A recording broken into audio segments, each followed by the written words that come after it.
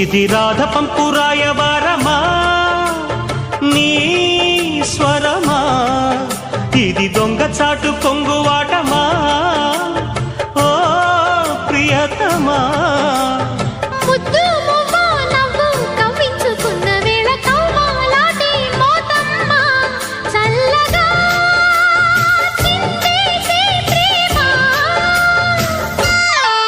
సిరి చందనపు చెక్క లాంటి భామ, నందివర్ధనాల పక్క చేరవమ్మ.